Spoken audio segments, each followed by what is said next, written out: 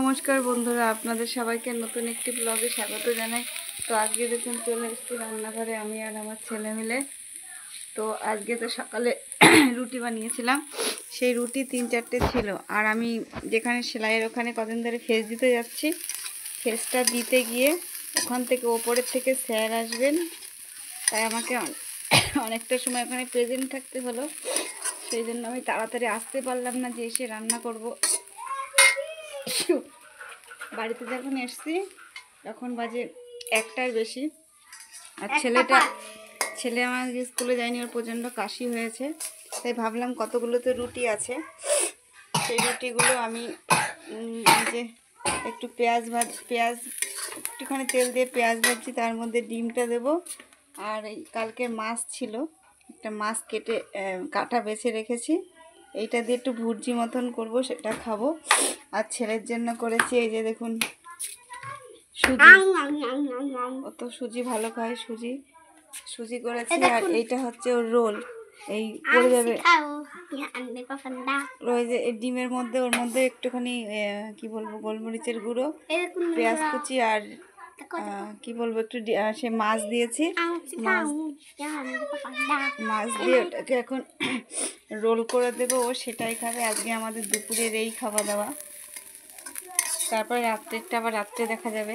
ভাবলাম শীতকাল তো ঠান্ডা ভালো লাগছে না, তাই রাত্রে আবার গরম কিছু হয়তো না, দুবেলা তো আজকে রুটি খেয়েছি, রাত্রে একটু ভাত করতে হবে, সেটাই খাবো।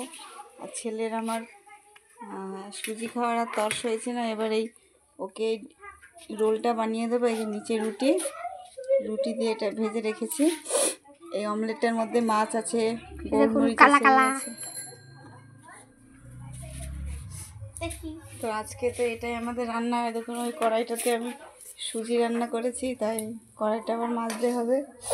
আজকে কিন্তু প্রচণ্ড রোদ উঠেছে, দেখুন বাইরেটা, কালকে তো রোদ উঠেছিল না, কিন্তু আজকে তো অনেকটাই রোদ আছে। আমার ছেলে আমাকে একটু রান্নায় সাহায্য করছে। তো আজকে আমাদের দুপুরবেলায় এটাই তো খাওয়া দাওয়া হবে। ছেলেটা একটু রোলটা বানিয়ে দিই।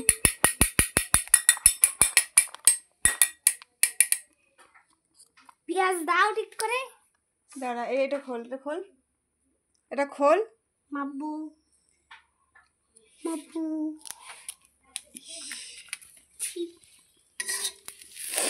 আমি এই ভুজিটা এর মধ্যে এবার এই ডিমটা দেবো, একটুখানি ডিম দেবো, আর এই মাছটা দিয়ে নেড়ে চেড়ে নামিয়ে দেবো।